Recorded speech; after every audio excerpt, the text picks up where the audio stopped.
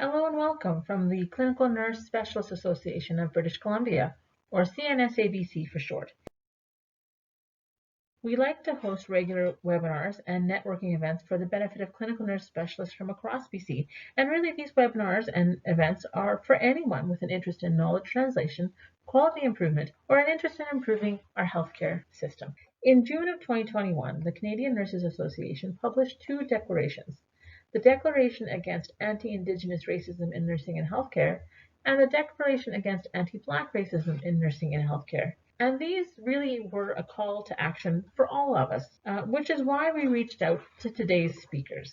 Dr. Jifa Dordino and Netanya Abibi are from the Coalition of African, Caribbean, and Black Nurses in BC, and they'll be sharing their presentation on how clinical nurse specialists can promote anti-racism in the healthcare system. We are very excited to introduce you to Netanya Abibi and Dr. Jifa Dorduno. Netanya is an experienced registered nurse whose clinical expertise is in both mental health and public health. She is currently completing a double master's degree in nursing and public health at the University of British Columbia. Having worked in both Ontario and BC, her interests include health promotion, knowledge translation, gender equality, anti-racist healthcare approaches, and the connection between media and health. Some of the projects Netanya has been involved with include her work as co-founder of Stars in Jar, as well as the Coalition of African, Caribbean, and Black Nurses in British Columbia. Additionally, Netanya is a filmmaker. Her film, Just a Nurse, won the International Film Campaign. Dr. Jifa Dorduno is a professor at the University of Victoria. She has earned her bachelor's degree at UVic with distinction, her master's degree at Duke University, with a postmaster's certificate in clinical research, management, and teaching. She completed her doctoral degree at the University of Maryland in Baltimore, and she has a broad clinical experience working in general medicine, coronary care, outpatient sickle cell and heart failure clinics at the Johns Hopkins Hospital. Dr. Dorduno is formerly faculty at the Johns Hopkins University and the University of Maryland. Her research interests includes metal hypersensitivity, heart failure, sickle cell disease, and critical care. Please welcome Netanya Abibi and Dr. Jifa Dorduno. Can you guys hear my voice? Okay, should we start? Okay, so I just want to say thank you so much again for inviting us to speak. I'm really excited. And before we start, we would just like to acknowledge that the province of British Columbia is located on the traditional unceded territories of 203 distinct Indigenous nations and cultures, with over 30 different languages and close to 60 unique dialects that are spoken across the province. I myself am joining from the unceded and traditional territories of the Musqueam, Squamish, and Tsleil-Waututh nations. And we just ask that everyone reflect, acknowledge, and honor the First Nation land on which we are all located. Yeah, I'm really excited about today because really this gives us a chance to talk about the work the coalition has done. So first, we're just going to give you an overview about how we came about, what it is that we've accomplished. And then Zifa will go into a little bit more detail about our work with our open letter and some recommendations clinical nurse specialists such as yourself can use to promote anti-racism in healthcare. So how we came about. So in 2020, we were all invited to speak about anti-racism at the University of Fraser Valley. At this event, it was we were talking about anti-racism more generally. We had people from various backgrounds, but I'll just speak a little bit about my experiences at the time, which is basically, we all talked about how as Black nurses, we face a number of professional and interpersonal challenges. So things like microaggressions or, underrepresentation in leadership. And I specifically remember talking about how, interpersonal, institutional, and systemic barriers made me feel like I have been essentially living my nursing career in a sort of flight or fight response for my survival. And I realized that I kept rationalizing and policing myself because I was scared that I'd be viewed as irrational or, God forbid, being called an angry Black woman. In speaking at this event, I saw that other people, Zifa, Ishmalia D'Souza, Akira Filbert, we all talked about how we realized we weren't alone in our experiences and how normalized anti-Black racism has been for so long, that it's become so difficult to address. And I think it's important to bring this up because, you know, in Canada, we sort of hide behind this veneer of multiculturalism, but in reality, you know, colorblindness has been very detrimental and harmful to the well-being of Black Canadians as well as Black nurses, especially in our ability to address health inequities. You know, for example, I talk to people, and a lot of people don't even know that Black nurses in Canada were not allowed to gain entry in a lot of nursing schools as late as the 1960s. And to this day, nursing schools still promote a sort of Eurocentric model of nursing care in their curricula. And so going back to the time of when we were all talking at this event in 2020, at the time, the Black Lives Matter movement had sort of taken off. With the death of George Floyd, I think members at this panel had a mutual interest to sort of address anti-Black racism and how it has been historically embedded in healthcare policies, in our norms, our attitudes, and society at large. And I think it's also important to take a little step back to also just recognize that, you know, what anti-Black racism is. Anti-Black racism is a specific form of racism directed at Black people and people of African descent, and is rooted in a history of slavery and colonization. And why it's important is because it has direct impact on our health. Anti-Black racism is correlated with decreased life expectancy, increased risk of diabetes, increased risk of food insecurity, and other social determinants of health, such as precarious work and unemployment. So at the time, given that there was all of this discussion around anti-Black racism, at the time also lack of race-based data that was collected in Canada to sort of inform research policies and laws, we decided to create the Coalition of African, Caribbean, and Black Nurses in BC. Now, I'm sure a lot of you are probably thinking about why is our name so long? And the reason for that is because the Black experience is not a homogenous one. The experience that I have as someone who identifies as African is very, very different than other individuals who self-identify as Caribbean. So we wanted to recognize the diversity within our experience, even though we all have melanin in our skin. Basically, our vision as a coalition is to inspire African, Caribbean, and Black nurses to address racism and discrimination and advocate for equity within our healthcare systems in a meaningful way. It's really interesting because the coalition is the first of its kind, as far as I'm aware of, that's addressing this issue specifically. So we really try to uphold our vision through, you know, understanding the experiences and challenges of Black nurses in BC. We do things like provide funding opportunities to students. We do foster mentorship. We also do a lot of outreach and partnerships with other communities. And really what we're trying to do is bring people together so that we can have a platform to advocate for ACB, or African, Caribbean, and Black nurses and Black communities in BC. So just in terms of what we've done so far, and Zifa will go into this a little bit more into detail, specifically with our open letter. With the lack of collection of race-based data, one of the things that was really on our mandate was to sort of collect information on the experiences of Black nurses in BC. So we launched a survey, and based off the survey, we used those results to call an open letter, which was sent to various key stakeholders, and which is the reason why we're actually at this table today with all of you. Apart from that, we've also been on a number of different initiatives, including the Canadian Association of School Nurses Representation of the Anti-Racism Nursing Group. We have been involved in research with the Black in BC report, with the Asumba Center. We've helped with the research projects of master's students who are looking at the experiences of ACB nurses in BC. We've been involved in vaccine clinics and outreach for ACB communities. We've been on radio interviews, both in BC as well as with the Canadian Nurses Association. We have had members such as Zifa be involved with the UN Human Rights Fellowship Program for people of African descent. We've also been involved with initiatives with the ministry, with the BC Black Collective, And lastly, we've been involved with a Pan-African nursing group with the Canadian Nurses Association to get other organizations and other provinces together to promote the cause of anti-Black racism. So I'll just turn it over to Zifa, and she can talk a little bit more about our open letter and our survey. Thank you, Nat.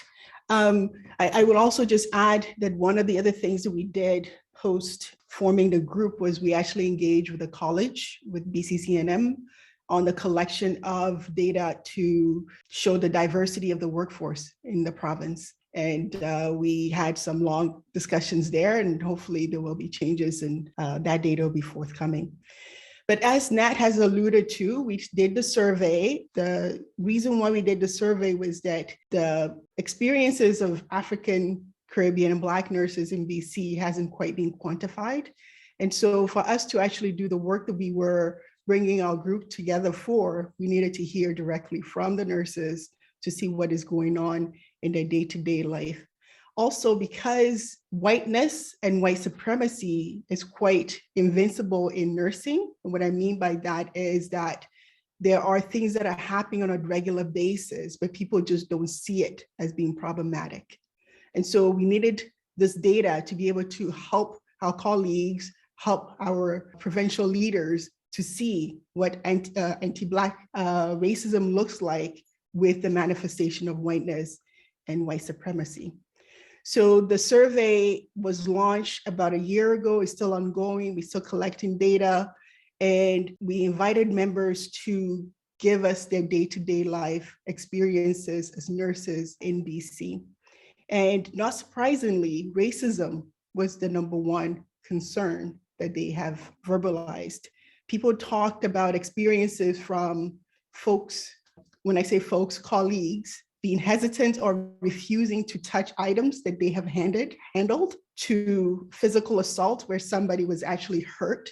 And the systemic response to that was silence. Nobody did anything about it. The other issue that came out of the survey, which was in an open letter, was the underrepresentation of people of other colors as you go up the ladder, in the clinical ladder in nursing. So if you look at your nurse managers, if you look at your, sort of your system leaders, you don't see your African, Black, or Caribbean nurses.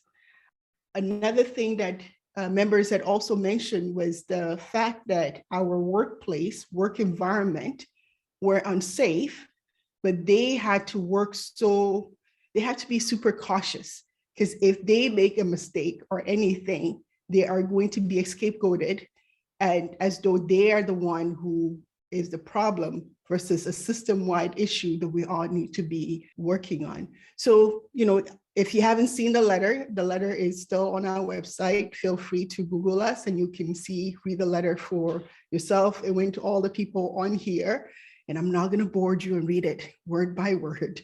But what I will say is that we have, through the consultation we have done with the members, came up with 25 recommendations.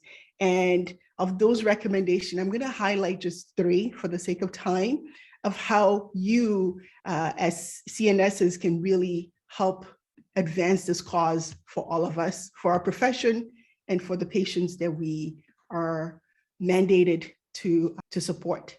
So the recommendation 5, 6, and 16 are the 3 that I chose to speak to you about today. And those 3, I'm going to sort of divide them into self and then system.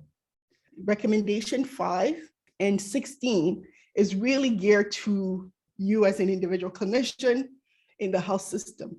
Some of the ways in which CNSs can facilitate anti-racism in the workplace is to educate themselves. The people that I've talked to, I always say, we all have to do the hard work internally before we start demanding more of our colleagues, of our system, and others. Recommendation 16 talks about a reverse mentoring program. Different countries have used this in different ways. In the justice system in the UK, what they have done is they had senior lawyers work with junior barristers of African descent, for example, to really understand the equity and the issues that are facing that community specifically. What can that look like in nursing, for example? It can look like a CNS through a mentorship program, whether with support of our coalition or with support of your own health authority, creating a mentorship program so that you are the clinical leader in the system, can spend some time talking to people or working alongside people from different backgrounds to really understand their day-to-day work. Sometimes people experience things, but they may not verbalize it, but you being there, you can see it for yourself firsthand, how and what is going on with various different nurses. In terms of the training programs, policies, discrimination programs, again, there are so much information out there, but to this day, the color of my skin is still being used as a biological predictor of my health outcome. If I believe everything that is written in the medical books about my body, I would not be alive today, right? But we continue to use that information clinically to manage patients. So as clinical nurse leaders, this is something that you can actually help us with. I will say that our colleagues in medicines are not necessarily doing a great job here, but you can help get that information out. The race, the skin color, our skin color is embedded in so many algorithms, is embedded in the interpretation of blood work, it's embedded even some of the tools and the equipments that we use to monitor patients are not calibrated to the depth to detect abnormalities in our bodies, right? So you may have heard that the O2 the pulse oximetry is not actually accurate. That information had been around, at least I heard of that back in the early 2000s, but now it's coming up again, particularly during COVID, because they were finding that some of the patients with COVID were presenting far sicker than they seemed clinically or by clinical measures. So taking the time to really educate yourself about these sort of things are some of the ways that you as an individual can become an anti-racist. Recommendation 6 is what I actually want to spend most of my time on. The reason why is because CNSs, I worked in the US a lot with CNSs, and I understand the function of CNSs is very similar in Canada as well. You are the clinical leaders in our health system. Why is that?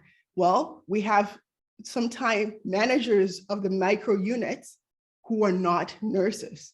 So you are going to be the voice of our clinical nurses. You are going to be the voice of the Black, Caribbean, and African nurses in the clinical setting, in that micro system level. We think as a group, it's vitally important for you as an organization and you as clinical leaders to help create sets of quality of care matrix so that when every patient come into your microsystem, whatever that is, we can say that we're giving the best quality of care. I don't have to be afraid to come into a hospital X and be admitted to unit C and be afraid that because of the color of my skin, I'm not going to get a good quality care. Because there are standard of care, there's standard of care matrices that CNSs or us nurses have come up with to say these are very important. We're going to make sure that every single patient that has heart failure, that is getting out of the hospital, has all the proper medication, has access to the rehab unit or rehab facilities or whatever it might be for them to be successful. Right now, as I'm speaking to you, I don't know, and please educate me if I'm wrong, the Quality and Safety Council in BC does not have a provincial-wide quality of care matrix. I've been looking for it and I haven't seen it to educate my students, right? And so if we don't have those mechanisms in place, how are we gonna know if we're doing well for our patients? We won't know. I also want to say the reason why this is really important is that there is some inherent fear in our system. Nurses are fearful, and I don't know what they're afraid of. So as a clinical instructor, when I take students into the hospital unit setting, we have a project where I would say, for the next 13 weeks that we're here, let's keep our eyes open for some quality of care safety issues that we could be identifying and doing a project to address as a gift in some way to the unit that we are on.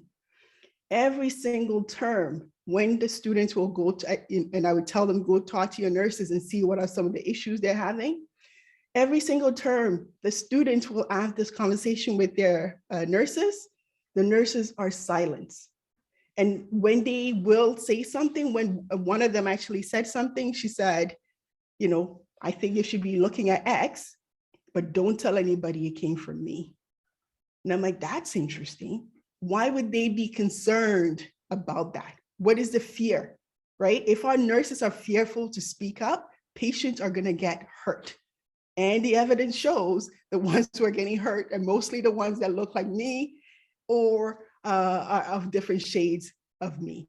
So by creating this culture of safety, by creating this matrix of measuring the quality of care, we're sending that message to all the nurses that we want to do well. We want to hear from you. So if you have some quality of care issues, please let us know. Let's talk about how we're going to address it for the betterment of our patients. I will lastly also say that the United Nations in its declaration around health talks about four factors or elements that we ought to be aiming for. So when we talk about health services, we're not just concerned about the availability of the services, the accessibility of it, acceptability of it, but we're also thinking of the quality of it. And I will say that one thing that we are lacking in BC as nursing group is that quality. How are we making sure that we're giving every single person the best possible care? If we don't measure it, we won't know.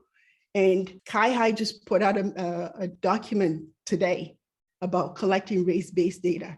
I read it, I was so excited. I have to email them and say they did a good job.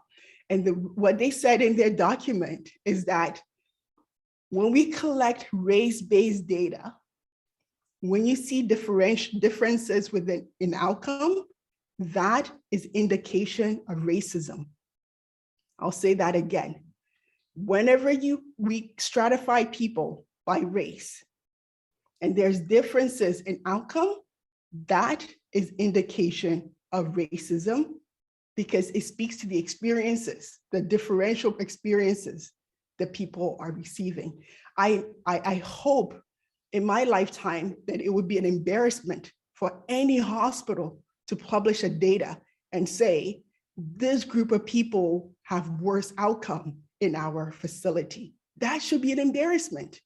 But for far too long to this day, it's actually, oh, those people have problems. Those people don't know, those people. But truly, it should be speaking to the care those people are getting in your facility. And so I will end on this note that the way in which CNSs can promote anti-racism in the healthcare, you see this picture. Majority of you, if not all of you, have been in that resuscitation effort. We all have jobs to do. We have the person doing the compression. We have people doing the ventilation. But I will argue the person with the most important job is that person who's doing the pulse check. Why are they doing the pulse check? They do a pulse check to see how effective is all of our efforts, right? Is our ventilation well? Is our compression well? Are we giving the proper drugs? Do we have a pulse, right? And the way we see it, CNSs on that pulse checkers, you are going to be the one that are going to be checking the pulse of all the care that we're giving in the health system at the microsystem level. I get it, right? But you are the pulse checker to say, you know what, something is slipping here. Something's not working here. We need to do more here. And the day that we can actually do race-based data and look at outcome and have no differences is the day I would say that our efforts are acceptable.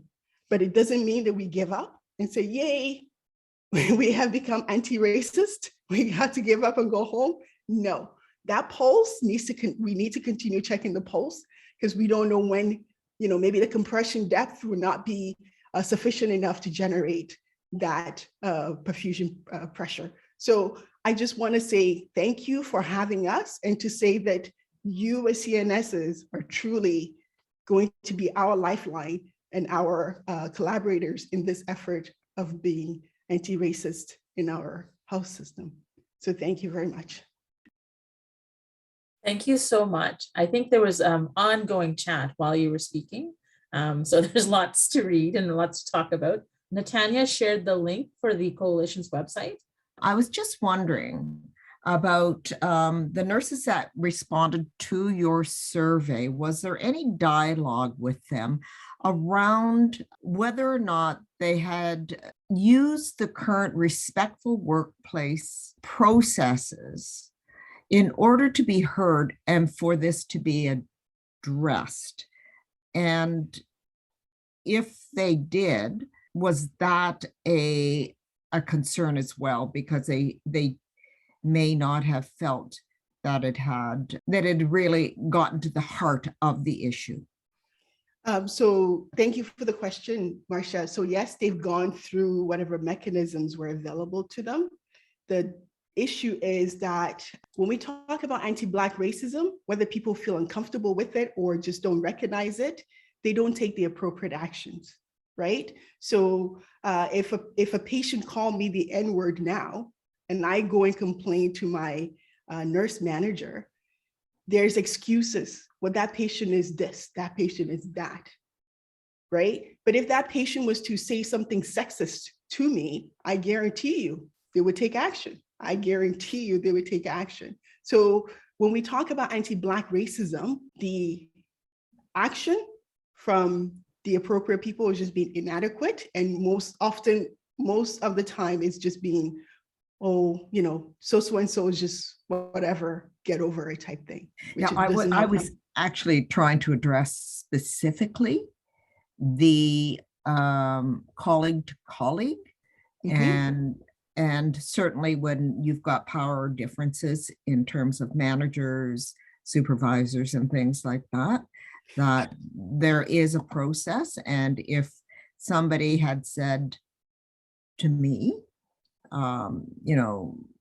that's just how she is, or that I would then be questioning whether or not the manager needs to be educated too. Yeah, so I will say that from discussion and focus groups that we had with individuals, they have complained about, thanks, Nat, I'm just going to finish this thought and you can certainly chime in. They have gone up the chain of ladder when it was colleague to colleague. And like the example that I gave where somebody actually assaulted somebody. But ultimately that did not result in any real punishment for that nurse, right? So it goes to the union reps, and the word of the individual was, I met with the union rep, I told them exactly what happened. And they're like, okay, we'll talk to the other person, but I don't know whatever happened to that. So whether that union rep had a conversation and there was any follow-up, there was no follow-up with the person that was hurt in that particular situation. Nat, I know you had your hands up, so I will stop talking and you can chime in. Also, just another thing I wanted to point out is that a lot of ACB nurses don't actually report incidences that happen because they don't feel safe to do so. I can speak even from my own personal experience that I've had lots of times where things have happened to me where it's kind of this decisional balance between, is it worth the fight or not? And I also think it's important, like when you have people in leadership, it's one thing to say, oh yeah, of course I'm not racist. I believe everyone is equal and all that stuff, but it's a different to actually be anti-racist. Anti-racist is not the same thing as saying I'm not racist, right? It's taking an active stand to help or recognize the racism that happens within the experiences of Black nurses. So I just wanted to also point that out, is that if there isn't a culture of safety and an acknowledgement that this is something that does happen and people are welcome to express their views without feeling like they're somehow being punished or anything along those lines, I think that's also something to consider. And that, again, going back to what Zifa was saying about that reflexivity piece, a lot of people are actually well-intentioned, right? They think that they're good people and they don't realize how racism actually affects them in their day-to-day being and their perception of the world. So it really takes time to check yourself. It's the same thing, for example, as me as a Black woman, right? I have to do work to address anti-Indigenous specific racism. Our experiences are not the same. And so it really isn't we're all painting everything together. It really is looking at yourself, your biases, and promoting, like I said, a culture of safety. And I would just add one more thing, Marcia, that one of the ways in which racism and sort of retaliation against these nurses that do complain manifests, the nurses have said that they are given the worst assignments with little support. And I think as CNSs, one thing you can do is that we know nurses the way the nurses function impacts patient outcome. We also know that there are tools, specific tools that we can use to generate patient assignments, right? Because if you look at the literature will say that nurse to patient ratio, the higher the ratio is, the worse the patient outcome is. I have done studies myself to show that that is actually not true. What counts is the severity, the disease severity, and the intensity of the nursing work.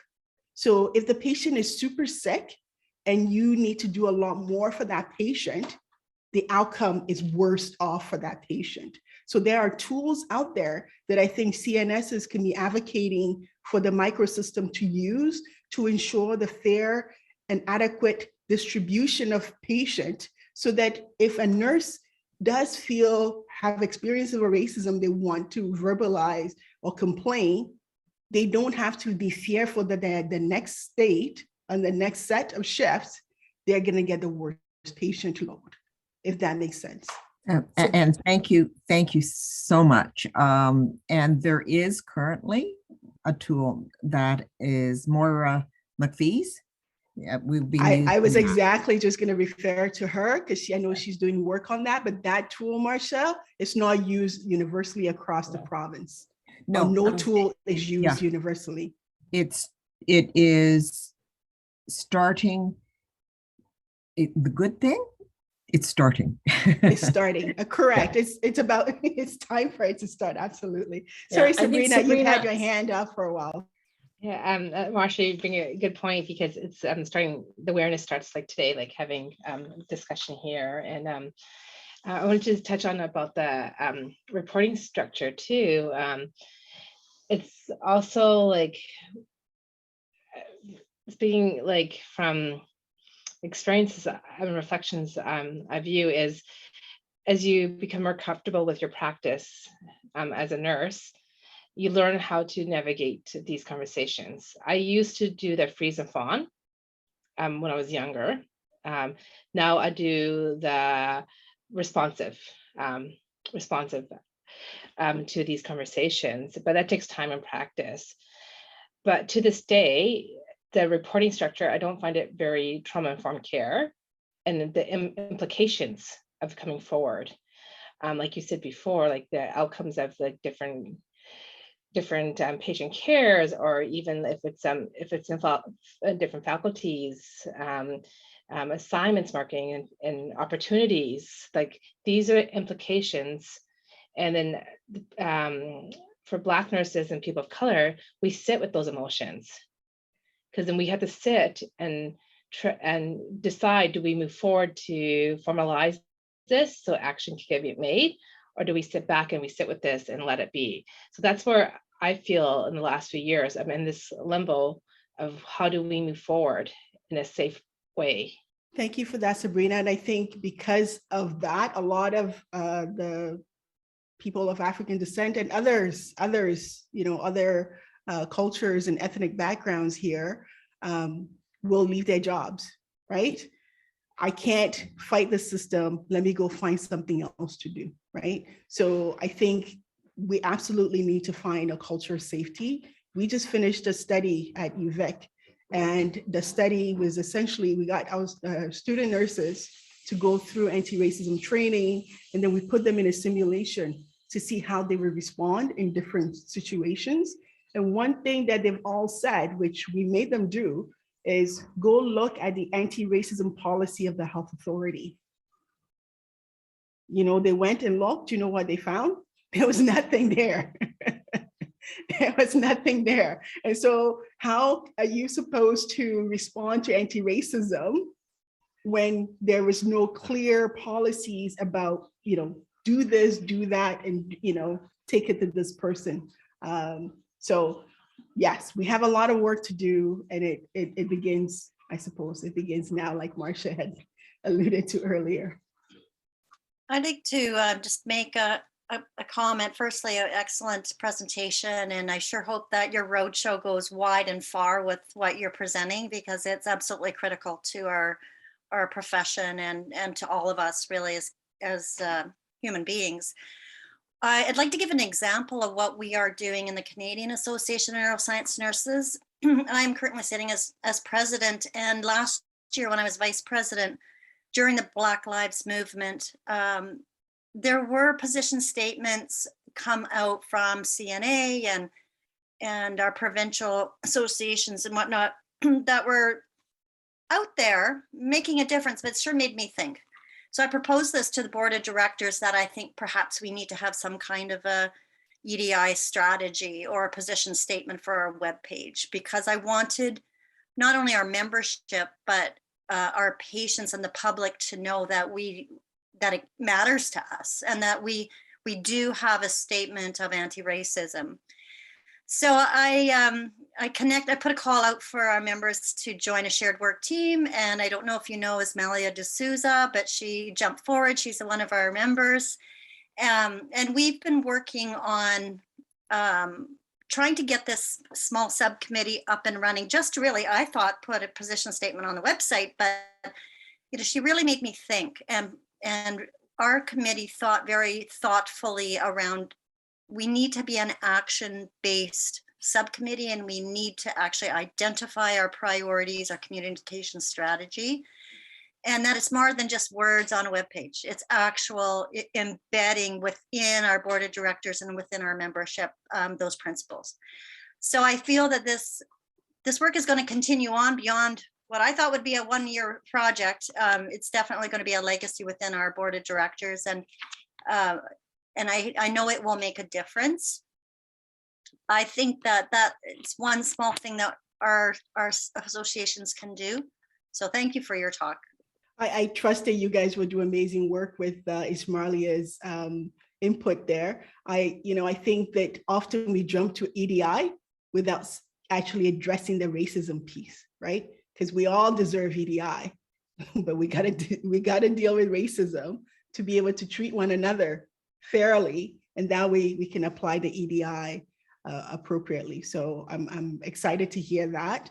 And absolutely, it can't just be a statement that a university put out, a health authority put out, or whoever put out. It really needs to be, these are the things we're going to do.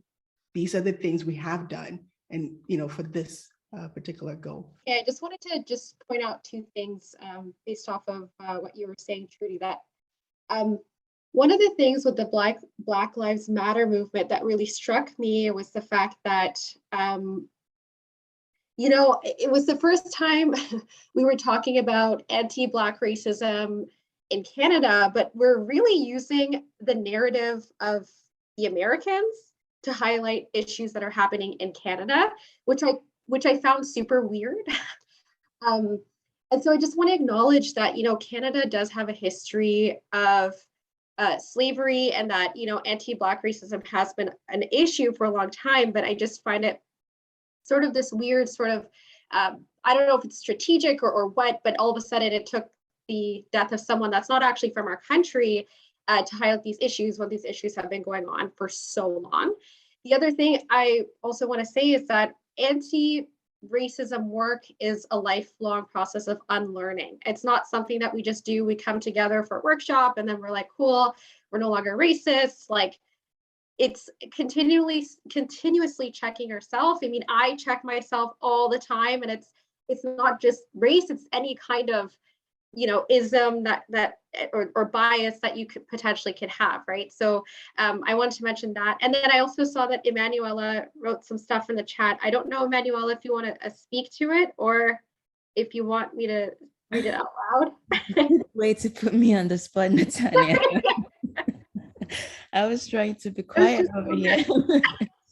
But yeah, hello everyone. Sorry I can't put my video on, but I just wanted to just point out a few other ways that we don't often think of when we're talking about racism within healthcare. The growth of the nurses as well, they're often left out when there are promotion opportunities and things like that. Or sometimes even when it comes to like preceptorship and mentorship opportunities, when a Black nurse, a new nurse is paired with an older white nurse, and there are just like maybe biases or stereotypes that might be held that could interfere or mess up with this kind of relationships. And most times you have these new nurses who are very naive and very quiet and very scared, don't want to speak up, and they just go through that continuous process of just holding in that fear, not being able to speak up, not being able to express those concerns can definitely hinder growth. And then you see these new people being in preceptorships or being precepted for as long as 6 months, not because they're not intelligent or don't have the skills, but because there are those biases that are suppressing the ability to showcase what they are really worth and everything else. So I just wanted to point that out there. I have a question because I see many different layers of this. So one is the racism among the nurses as our colleague. The other one is a racism and discrimination when there are different power struggles, management, nursing. But I'm curious about the Canadian, specifically British Columbian data about different patient outcomes, because on my ward, I have actually quite rich data because we review all of our cases for the patient outcome. However, I do not have data on race at all. And lately I have been actually having a lots of requests from our senior leadership to come up with data on our Indigenous community. I said, we don't have that data, like unless I would go back and look at every single patient, but even then, only if patient identify themselves, because it's totally voluntarily, I would be like, and that would be like huge work. We just don't have enough people to go and review all these cases back again, because the only data that like, you can only see the race or like nationality or anything if patients identify themselves.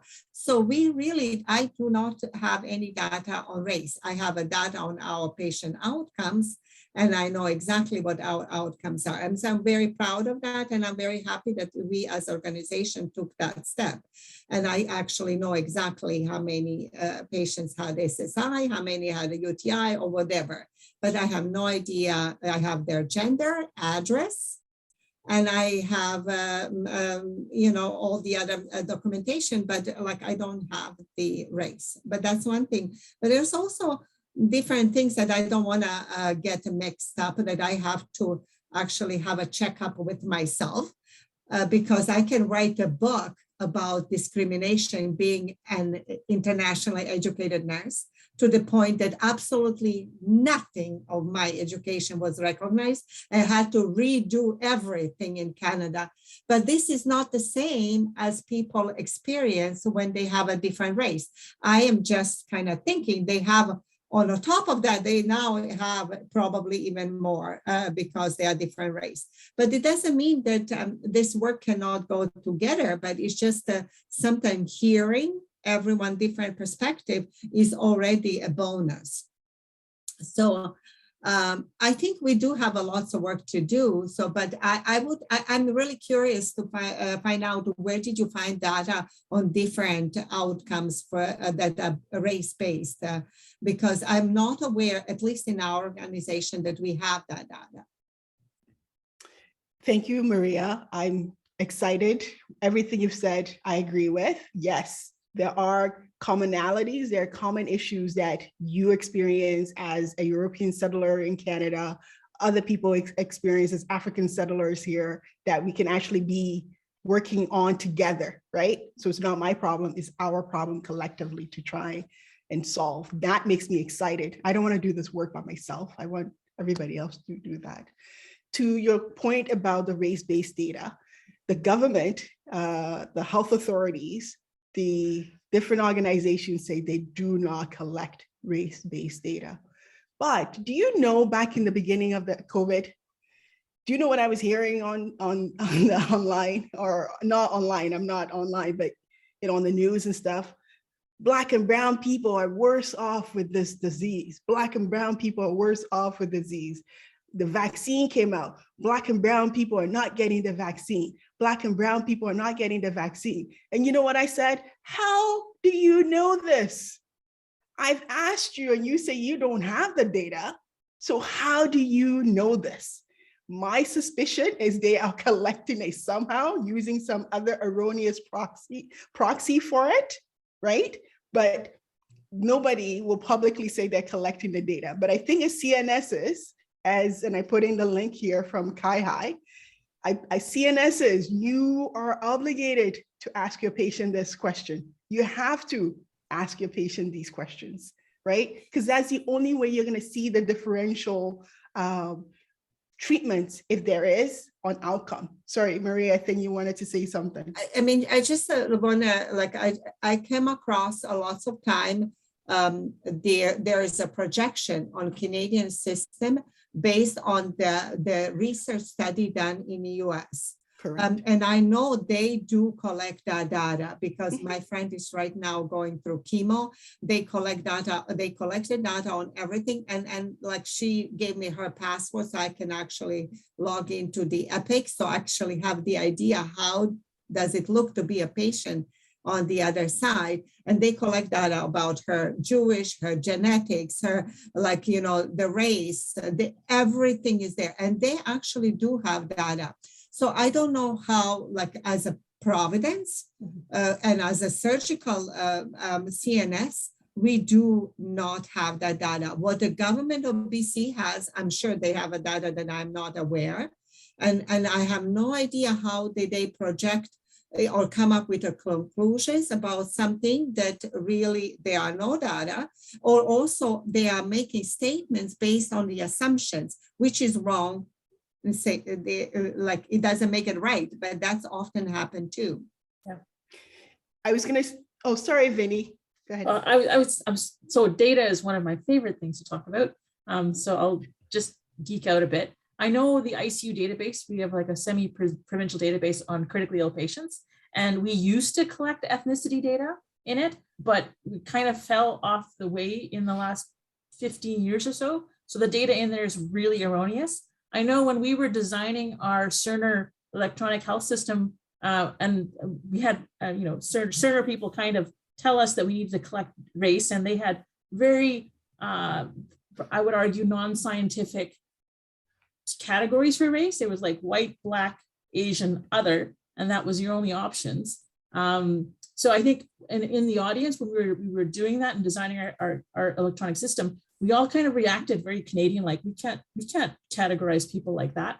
But I think maybe we really do need to think about how we collect that data and how we define those categories in a way that is better and more informative than what we currently have. And maybe, as CNSs, we all work to design and adapt our electronic system. We're moving in that direction. This might be the opportunity to start gathering that information. I think CNS we're really good at figuring out what to measure and how to measure it, but also how to interpret the data that comes out of it. So it's interpreted in a way that's, this is racism. That's why you're seeing this difference in outcome. And this is not race difference outcomes. So yeah. Thank you so much for saying that. I would agree, and I would be more than willing to be a co-conspirator on this. I feel like every single unit in the province need a CNS leader. We need a pulse checker. We need one of you there to say, yes, we're doing the work well, or no, we're not doing the work well. And I think in terms of the race-based data, I think nurses can change the world. I'm sorry that I'm tooting our own horn, but this is something that we as nurses, as CNSs, can lead and take charge on. Even if it is a pilot project that we do for 3 months and say, look, we've collected this data for 3 months and look how bad our outcomes are, or how good our outcomes are, or whatever it might be, to go to the government and say, we need A, B, C, D. We need CNSs not just in every health authority, but on every unit. So we will be happy, and I'm putting my coalition people out there, but we will be happy to be co-conspirators on that particular project. CNS also brings in role modeling, which is part of the mentorship. And we're talking about anti-racism too. And so that's another role that comes to mind. And then having like looking at, I know it was a comment in the chat too, but we're talking about the visions and the statements on the websites and all that, but having organizations committed to have these mentorship opportunities, and not having it on the side of your desk, but having it meaningful. And that's something is so important, because you just even reflecting is interesting, how people feel connected when they feel belonged. And in the last few years, it was a lot of young nurses, people of color, who wanted the references into master's programs or to the MP program. And, and these are your future CNS people too. So that's one lens that we also need to ensure. And just a last comment, this is a word of caution that I forgot to mention as part of my piece, is that collecting a race-based data, they have done studies on African Americans in the US, where they took college students, asked them to declare their race before an exam. And then they did the same study, not asking them to declare their races, and took an exam. They measured some cardiovascular outcomes. And what they found is that when you ask people about their race, people who have lived with racism for so long, there is actually what they're calling a racial anxiety. So there's cardiovascular, there's increased heart rate, increased blood pressure. That anxiety, that anticipation of being treated poorly begin.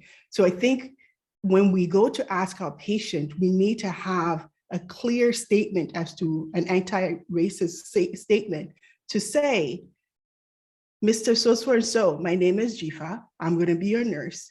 As part of our initiative on this unit to become a place to give people the best care possible, we're employing this anti-racist approach. We're going to ask our patients XYZ. So you really have to explain to the individual why you're asking their race.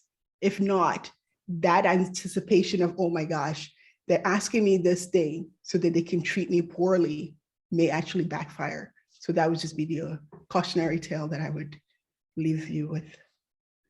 All right. I want to, we could probably talk about this for hours on end, and it's been a delightful conversation. I just want to thank you both for coming to us and sharing your wonderful presentation with us. Thank you so much. Like I said, we are willing to work with you in any way that we can. So please reach out. Yeah, this is all of our works. And I just want to reiterate, it's a pleasure to be invited in this space, and really an honor to see that people are willing to listen and hold space for important work. So thank you. Have a great rest of your meeting.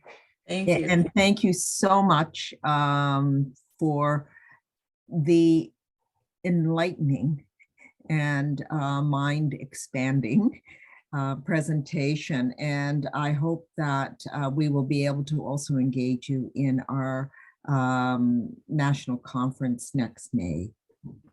Absolutely. Please do. We'll be waiting for it. Thank you. Thank you for joining us. If you would like to learn more about our association, please visit our website at www.cnsabc.ca or follow us on Twitter at CNSABC.